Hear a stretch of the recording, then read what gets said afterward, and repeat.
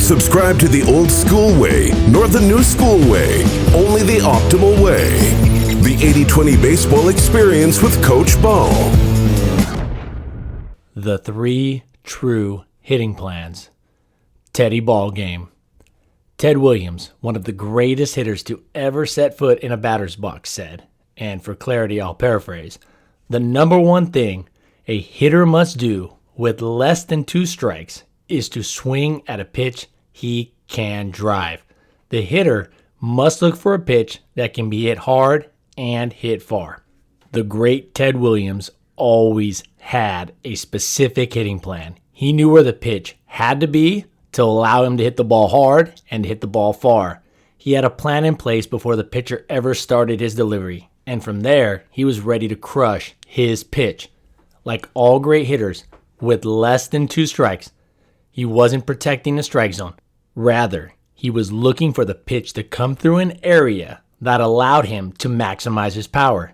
He surely wasn't wasting his swings on errant pitches, nor was he wasting his at-bats swinging at strikes that passed over the outside corner of the plate at knee height. Teddy Ballgame had a hitting intelligence that was second to none, and he put that knowledge into a simple, repeatable plan. In fact, he prioritized his visual processing skills over his swing skills. Ted Williams clearly knew what was most important when it came to hitting. First, get a good pitch to hit, and then put a good swing on it. Strive to simplify. The famous Albert Einstein said, "Make everything as simple as possible, but not simpler." Geniuses like Einstein seek to remove all unnecessary complexities. Hitters should do the exact same thing. Great business leaders look to streamline processes, and they strive to create clarity throughout their organization. On the field, great coaches teach concepts clearly and concisely. With a similar mindset, great hitters simplify their hitting plan to the simple, bare necessities. In this article, I'll explain that a batter needs only 3 hitting plans and that knowing exactly which plan to use is actually very simple. Clarification. We'll refer to the 3 hitting plans as Plan A, Plan B, and Plan Take, but you can call them anything you'd like. Just keep it simple. Before moving forward, so we're all on the same page, I'd also like to talk about these phrases that are common in the baseball world. I will use the words hitting plan, which is synonymous with hitting approach. It is actually more common in the baseball world to hear the words hitting approach, but instead I have my reasons and I'll use hitting plan. No easy button. The action of hitting a baseball is an extremely difficult task, and we all know that. Let's take a look at some numbers to give it some context. Batting average, because of its omissions, is not the best stat to use to quantify a hitter's value, but it is a popular stat that, for great hitters, hovers around a success rate of only 30 to 35%. The all-time best home run hitters only hit a home run 8% of the time. A batter has approximately 1/4 of a second to see the pitch coming before having to decide whether to swing or not. If the batter misjudges the timing of the pitch by milliseconds, they will be unsuccessful. If a hitter misestimates the pitch's path by an inch or 2, they will likely be unsuccessful. Bottom line, hitting is very challenging, even for the best in the world. Therefore, simplifying the hitting process down to its bones should be welcomed with arms wide open by all hitters and all coaches. Hitters and hitting coaches have for years worked to simplify the swing, and in this article, I will simplify the hitting plan, or as it's commonly known, the hitting approach, down to 3 options. And more importantly, I will explain that choosing which plan to use is inherently super simple. Exit here. Now, before we go any further, if you are an old school baseball person and still think Major League front offices use stats like a pitcher's win total to determine a pitcher's value, well, you should stop reading here. Likewise, if you're a new school baseball person and you discredit someone's knowledge of the game simply because they were involved in baseball before the turn of the century, well then, you too should stop reading right here. Now, for the rest of you, I am certain, no matter the depth of your baseball knowledge, that you'll find the following information extremely insightful and, most importantly, very, very, very useful. Simpler than we've thought. Let's look at some common thoughts about hitting plans. It's very common to hear hitters discussing what they're looking for in, say, a 2-0 count, or what they were looking for in a 1-1, or what they were trying to do in an 0-1 count. Indeed, each of these counts have different ratios of balls and strikes. However, in this article, I'll explain why a hitter should actually use the same hitting plan for all three of those counts. Moreover, it's very common to hear hitters and coaches discuss what kind of pitch to look for when ahead, even, or behind in the count, referring to the ratio of balls and strikes. This article will show that being behind, even, or ahead in the count in regards to the ball-strike ratio should not dictate the hitting plan. I know for a lot of you what I just said doesn't vibe with what you've always thought or with what you've always been taught. Trust me, I understand. And because of that, after watching, playing, coaching, and studying baseball for 30 plus years, I can undoubtedly say I am very excited to share the following information with the baseball community. Trout farm. Before we jump into the nuts and bolts of each plan, let's take a swing by the trout farm to see an example of how even the best hitter, when hitting without the correct plan, can fall for the pitcher's bait, hook, line, and splitter. It was summertime a few years ago, and I had scored 4 Diamond Club tickets for my best friend to the Angels-Yankees game. On top of that, my buddy Heldy, an ex-pro baseball player, born and raised in the Dominican, a Dominicano, was in town visiting. Now, let's fast forward to mid-game, and as I was returning to my seat with some deliciously loaded nachos, I heard the stadium sound system begin to thump.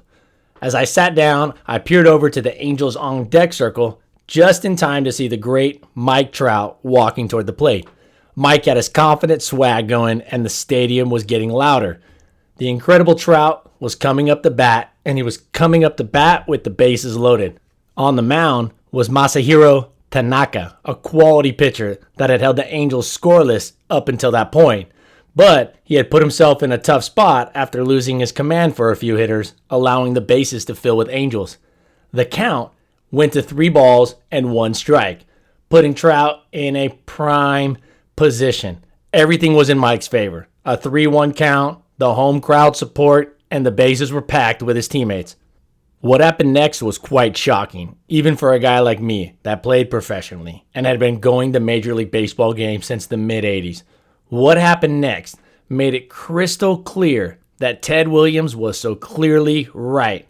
The most important thing for a hitter with less than 2 strikes is to swing at a pitch he can drive hard and far while laying off everything else.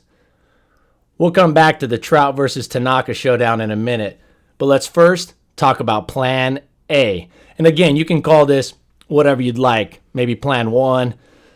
Plan A is what I'm using. Again, pick something simple that makes sense. Now, I call it Plan A, like I said. You can put any name on it you'd like. Plan A will be the most commonly used hitting plan and is used when there is 0 strikes or 1 strike. When a hitter is using Plan A, the hitter is looking for a pitch that can be crushed. As Teddy Ballgame put it, a pitch he can handle, a pitch he can drive. Each hitter's hot zone, well, it'll vary some. Take Trout, for example. He crushes low pitches, while many other hitters struggle hitting that pitch in that location. Although generally speaking, a meatball is a meatball, and a cookie to one is a cookie to all. Now, while the pitch selection may vary slightly between hitters, the aggressiveness of their swing should not. In Plan A, when the hitter sees the pitch coming, and it's clearly a pitch that can be driven hard, the hitter needs to swing full speed and nothing less. More specifically, the bat should be going full speed through the contact zone. Do note, when I say full swing, I mean a controlled and well-balanced full speed swing. not out of control, and not overdoing it. Fastballs down the middle, hanging breaking balls, flat sliders, belt high changeups are all pitches that should be crushed. To keep it simple, hitters should look for the pitch to be in a certain location and avoid looking for specific pitch types unless the hitter is super advanced and has a solid knowledge of the opposing pitcher. For most hitters, location should be the only prerequisite for a swing. What is never allowed while using Plan A are weak swings. A hitter should never slow their swing down through the contact zone when using Plan A. Never. If a hitter is fooled late when using Plan A, it's better to swing and miss than to hit the ball weakly, especially for older players with better defenses in front of them. A perfect example of this occurs when a hitter is fooled by a good changeup, and rather than continuing to swing hard, the hitter slows the swing down in order to make contact. Well, by making contact with a weaker swing, the hitter did the pitcher and the defense a huge favor. The hitter likely produced an easy out for the defense. And let's just hope it wasn't a double play. Many young hitters create a habit of just making contact. But with a lot of focused reps, a hitter can break this bad habit. I believe this bad habit stems partly from youth players having a strong ego-driven fear of missing the ball, and that's completely understandable. They don't want to look bad in front of their friends, and the worst thing to them is missing the ball completely. As coaches, we need to make it extremely clear to our hitters that it is okay and perfectly fine to swing and miss a pitch so long as it was in the location that allowed the ball to be driven hard. If the hitter swings full speed at a hitter's pitch yet misses, it should still be viewed positively. The hitter worked the plan, and by working the plan, the hitter will not be guaranteed success, but they will optimize their chance of success. Now, if your hitters are getting fooled frequently, or if you're a hitter and you're getting fooled frequently, I highly recommend changing the batting practice plan to include random pitches, a random variety of pitches, or maybe take a good look at the swing technique to see if it needs some tinkering. I do highly recommend focusing on perfecting the hitter's plan before getting overly consumed with fixing the swing. To reiterate, in Plan A, the hitter is never trying to just put the ball in play or to protect the strike zone. The one caveat to that would be in a hit and run situation when a hit and run has been signaled in from the coach. The hit and run is not typically the batter's choice or something that the hitter decides to do. It's typically signaled in from the coach, and thus we are not going to dive into the hit and run plan in this particular article, and it's not really part of the 3 plans that the hitter can choose from. Again, how does a hitter know when to use Plan A? Simple, when there's less than 2 strikes. Any count with less than 2 strikes inherently gives the hitter another opportunity. If a swing and miss were to occur, or if the pitcher were to throw a strike in a difficult to hit location, the at-bat would still continue. Now let's go back to that 2-0, 1-1, and 0-1 discussion from earlier. The commonality is that all 3 counts have less than 2 strikes. The number of strikes, now I'll go back on that. 2-0 and 0-1 have been and are typically perceived as 2 different types of leverage.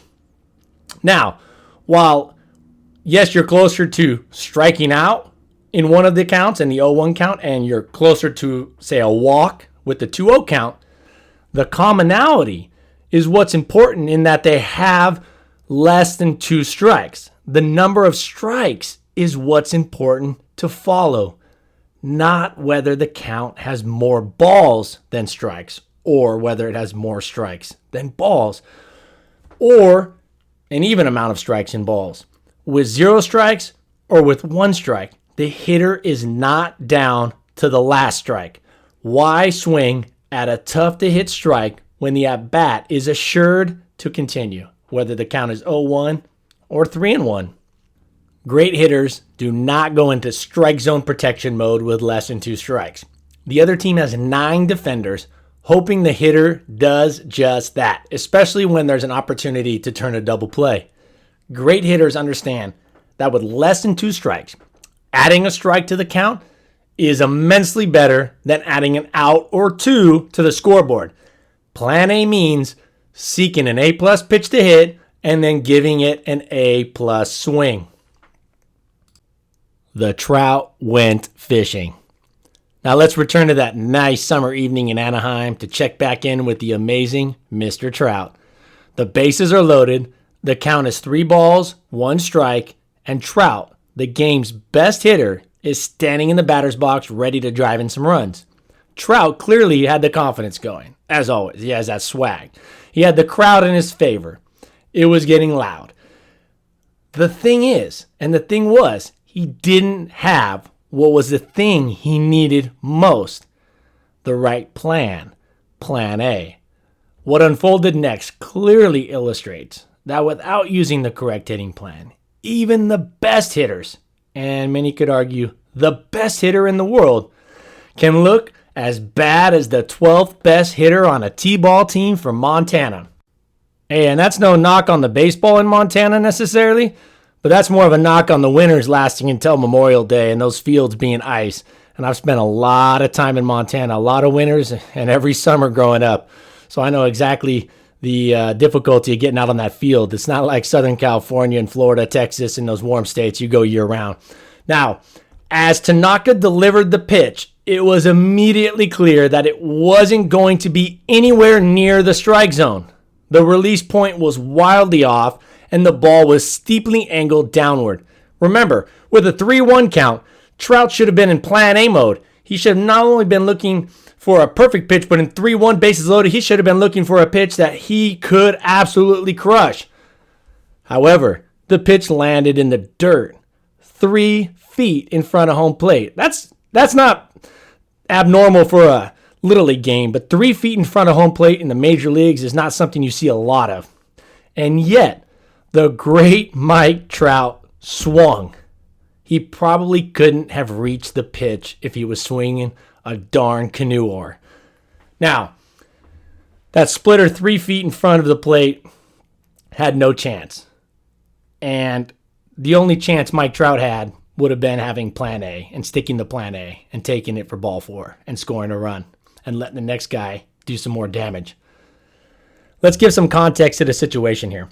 There have been over 10,000 major league hitters, and Mike Trout is already in the top 300 for the most career walks.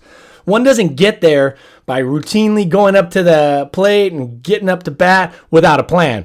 One doesn't get that high up on the walk leaderboard by swinging without restraint. Trout is an extremely intelligent hitter, and his physical skills, well, they're off the charts. He is the best hitter in today's game, yet the best hitter in the world without a clear hitting plan, like Mike was in this particular situation, can look really, really terrible and have zero chance at success. Some may ask, what if he just got fooled by a great pitch? In the major leagues, there's no such thing as a hitter's pitch that lands 3 feet in front of home plate in a 3-1 count. Living minutes from where Mike Trout has played all of his home games in his career and seeing him play often, that 3-1 swing, it had me a bit shocked. But it was the 3-2 pitch that removed all doubt that Mike was clearly without a solid hitting plan during that at-bat. On the 3-2 pitch, Tanaka delivered a fastball on the inner third, and Trout watched it go right by for strike 3. His bat did not move an inch. And now the inning was over, and he left 3 teammates on base, and his team was still losing. And according to Fangraphs.com, Mike Trout has seen 21,180 pitches as of, the middle of 2019. And his contact rate is 95% for that area in which Tanaka's 3-2 fastball passed through. So Mike clearly had the ability to hit that pitch. And with 95% contact rate, it's probably a pitch, I've seen and a lot of you have seen him hit pretty hard. What Mike needed on that 3-2 pitch was Plan B. Plan B is the hitting plan hitters need to use when the count has 2 strikes. With 2 strikes, a hitter must not swing at everything, but a hitter must swing at anything in the strike zone, as well as any pitch within a few inches of the strike zone. And for youth players, plan B, it may necessitate swinging at pitches within a foot of the strike zone, depending on what the umpire is calling that day for a strike. Unlike plan A, using plan B, the hitter will swing as aggressively as the pitch allows.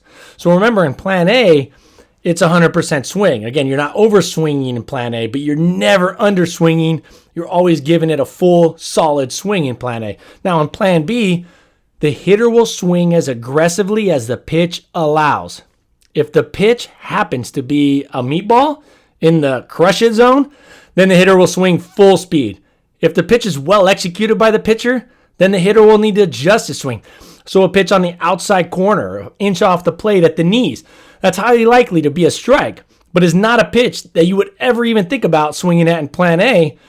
Well, you're going to have to, as a hitter, adjust your swing speed and your path of the swing to hit that ball with as much power as the pitch allows.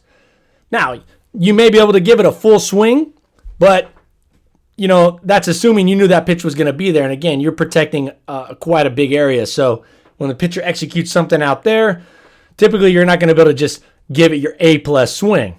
So yes, in plan B, against a well-executed pitch, the hitter will want to just put the ball in play rather than strike out. If the pitch is near the strike zone, the hitter should put his best swing on the pitch, leaving it up to the umpire, especially at the youth levels. That's a huge risk. In fact, Mark Williams at Boston University did a study on the strike zone of Major League umpires and concluded that over the past 10 years, Major League umpires have incorrectly, now hold on, wait till you hear this. Now, if you watch a lot of baseball and you watch closely, you're not going to be super surprised by this, but many of you guys are going to hear this number and think that it's an absolute mistake. But I triple checked it, and here it is. MLB umpires have incorrectly called 28,182 pitches. 28,182 times a pitch that was technically a ball was called a strike by an umpire. Now, the real kicker to that stat is that the data set only includes pitches in which the count had 2 strikes. That is an error rate of almost 30%, and each time it resulted in a strikeout. 28,000 strikeouts that were actually a result of the pitch being a ball. Now, trying to estimate with the human eye in 1/100th of a second whether or not a 93-mile-an-hour pitch, if it's a fastball, that's probably the easiest of the bunch. Then you start throwing out all the pitches that are moving and sliding and things like that and cutting. Trying to see if it crossed over the corner of the plate at the correct height, that's extremely difficult. That's incredibly challenging for umpires to do accurately. Even at the youth level, with pitches traveling much slower, it is very difficult for umpires to be perfect. And of course, the umpires at the youth level are not professional umpires, all right? And they got a million other things. They probably have 2 other jobs they do, and umpiring is something that they either do for fun, they do here and there, or they're young and they're just starting out and just trying to make some money, to pay the bills. So, hitters of all ages, you've been forewarned. Go up there and take that pitch close to the zone at your own risk. Again, it's better to put the ball in play than to leave it up to the umpire on those pitches close by. I'm not talking about pitches way outside and in the dirt and up at your eyes, okay? Some of you may be wondering, what about a 3-2 count? Should the hitter be more selective, being only 1 ball away from a walk? Simple answer, no. Even in a 3-2 count and 1 pitch away from a walk, the hitter should not let a pitch close to the strike zone go by without a swing. No matter how many balls the count has, with 2 strikes, a pitch near the strike zone should get the hitter to not leave it up to the umpire and thus put a swing on it. Note, there is an acute situation that may exempt super advanced hitters from using Plan B, and this is super advanced hitters. Extremely advanced hitters might have the mental agility and the mental wherewithal to vary their Plan B when facing a 2-strike count with less than 2 outs and a runner on first base. In this situation, it's best to maintain a full or mostly full swing, preferring the worst case scenario of a strikeout over rolling over into a tailor-made double play. And again, that's for extremely rare. I wouldn't teach this to young players, not in a million years. Plan A and Plan B are the two main plans. However, there is a third plan that can be used effectively, but it too has a set of parameters. Let's talk about Plan Take. And again, you can call it whatever you'd like. I use Plan Take. Yogi Berra wittingly said, "You can observe a lot by watching." Now, the humorous all-century team catcher was an extremely observant player and one of the greatest hitting catchers of all time. Go check out his stats. They're pretty impressive, especially for the era in which he played. Yogi Berra had a uniquely keen eye for the game and at the plate. With that in mind, let's discuss the third hitting plan. As I said, I call it Plan Take, but any name would work. Plan Take is going to be the least used of the three plans. And some of you can already guess where I'm going with this just by the name. Plan Take is the only plan a batter truly chooses. Plan A, Plan B are solely dictated by the number of strikes, whereas Plan Take can be used when the hitter feels the need to observe a pitch before moving to Plan A. Plan Take is a choice, but it should only be used when the count has 0 strikes. By choosing Plan Take, the hitter is putting Plan A on hold for a pitch or two. When a hitter chooses Plan Take, they want to take the next pitch, regardless of how juicy it is. Some may wonder why a hitter would just go up and decide not to swing at a ball or not to swing at the pitch before the pitcher even starts his delivery. And there's some excellent reasons for this. There are some excellent reasons for using Plan Take from time to time. For example, a hitter may want to see how the pitch looks before adding a swing into the equation, especially if the pitcher has an atypical delivery or a unique pitch type. Some pitchers have very deceptive or quirky deliveries, such as a sidearm pitcher, giving hitters a good reason to closely observe a full pitch before enacting Plan A. Another situation that may warrant using Plan Take is when facing a pitcher with uncommon velocity. The hitter may want to gather intel on the timing of the pitch or the path that the pitch is taking before committing to a swing. With better timing and a better understanding of how the next pitch will look, a hitter may actually increase their at-bat success rate, even if the count goes to 0-1. The icing on the Plan Take cake occurs when a hitter gets to collect valuable pitch information while also dodging a strike. The MLB average strike percentage is 62%. Thus, an MLB hitter at the highest level with the best pitching using Plan Take to simply gather intel still has a 38% chance of avoiding a strike. Now, the strike percentage would definitely go up if the catcher and the pitcher knew that the hitter was not swinging, so that's why it's extremely important when in Plan Take to keep that poker face while maintaining a look of a heavy hitter. As we finish up with Plan Take, there is one last situation that may warrant its use, and that's when the pitcher has been excessively wild for 2 or more of the previous hitters. When a pitcher is struggling with his command, and again, for 2 or more hitters, I think a pitcher that struggles for one hitter, that's not enough of a sample size. I think you should still be ready for Plan A, ready to go. But if that pitcher's been struggling for 2 or more hitters, that is a great opportunity to use Plan Take. The last thing an offense should do is swing into a quick one pitch out, or worse, a momentum changing double play in this situation. So it's important to take that wild pitcher and make them earn your swing. Now, those are the situations that may warrant Plan Take, but the real key for the batter, once they've decided on using Plan Take, is to focus intently on the pitcher's delivery, the release point, the pitch path, and the pitch speed. Then take a deep breath, apply the collected information, and then crush one of the following pitches. In summary, Plan A, used when the count has 0 or 1 strike. The batter will only swing at a pitch that can be hit hard and preferably driven far.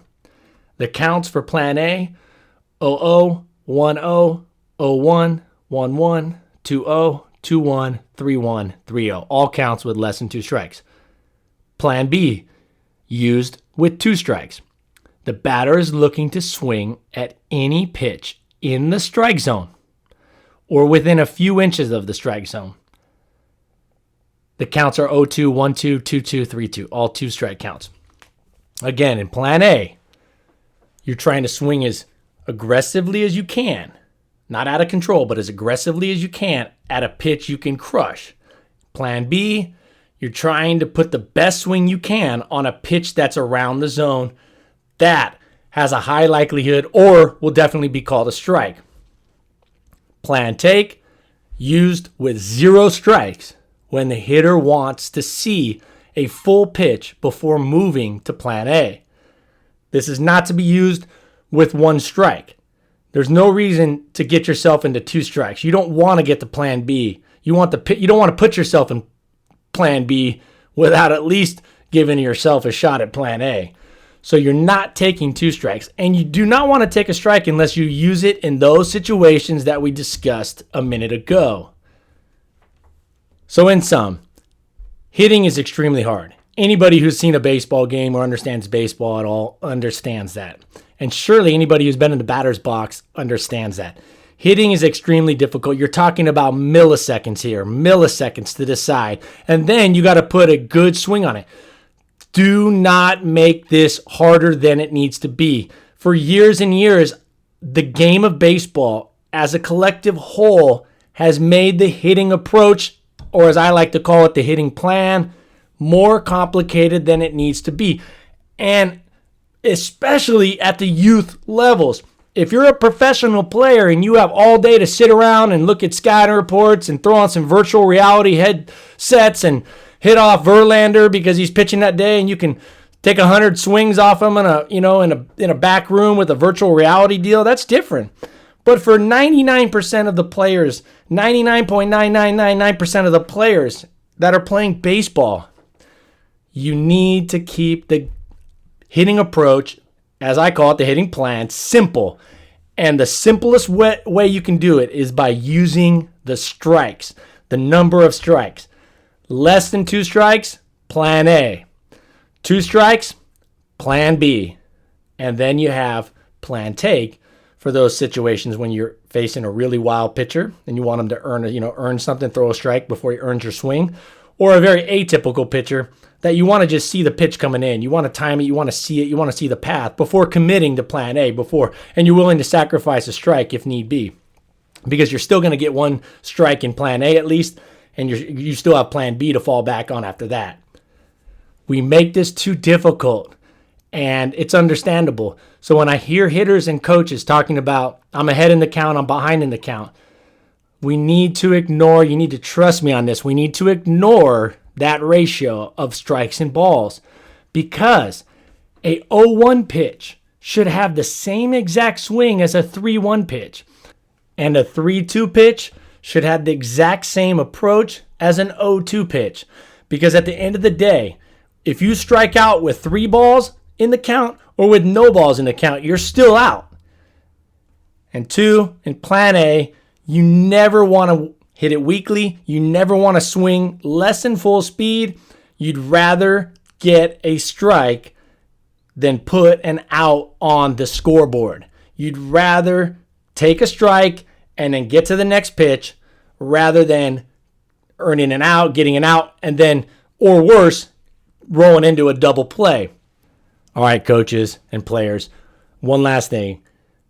We as a collective group of coaches and players in the game of baseball, if we want to take hitting to the next level and we want to get better as hitters, and I truly believe there's a area there that can be improved greatly, especially at the youth level. I mean, I'm talking all the way up to high school, and that is to focus more time honing in our ability to swing and take the pitches according to where they are and according to if we can crush them or not, especially in plan A, and then in plan B, swinging at the pitches that we need to swing at and taking the pitches that, are definitely outside the zone, rather than spending so much time on the swing. I get it. The swing is important. But one thing, and I had a talk the other day with a really, really, really smart high school coach. We sat down and I was talking to him about this. And I said, you know what? One thing that hitters work on from the time they're 3, especially if they've been into baseball, 3, 4, 5 years old, they started swinging.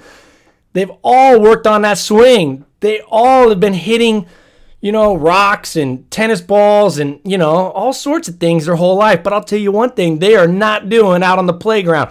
One thing they are not doing out there in the front yard. They are not sitting there working on what pitches to take, what pitches not to swing at, what pitches to swing at, what's a really good pitch. They're not honing their plan. They're not honing their approach. So I make this statement to coaches when I'm talking to them. I think that hitters need a lot more coaching on the plan, the approach, than they do on their swing. I think they are so much more likely to figure out how to swing and how to, put a good swing on a ball and hit it hard. They're far more likely to do that than they are to go up there and learn and to get to a place where they have a great approach. I think the approach, the plan, the hitting plan takes a lot of time. And I think if you are coaching youth baseball, you shouldn't get into the swing very much at all unless their swing is just so bad, right? Unless their swing is so bad that you need to make an adjustment. Just focus on the plan, focus on the approach, and let the kids' natural ability, hit that ball. And I'll finish with one huge tip. This is so important if you want to get that hitting plan dialed in faster. If you want to get that hitting plan dialed in at all, in some cases, you must let the hitters know during batting practice or during any hitting drill how many strikes there are. You don't need to give them the count. You just tell them plan A, plan B, or simply tell them, hey, less than 2 strikes in this round, 2 strikes in this round, or the first 5 pitches or plan A, the next 5, the next 3 are plan B.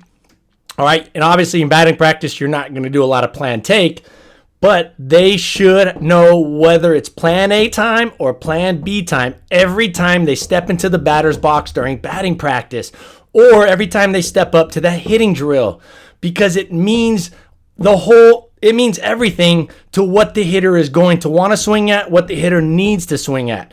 They must know whether they are in plan A or plan B or whatever you want to call it. They must know that there are either 2 strikes or less than 2 strikes. That is the only way your hitters are going to expedite this and get their hitting approach or hitting plan better, faster than they would otherwise.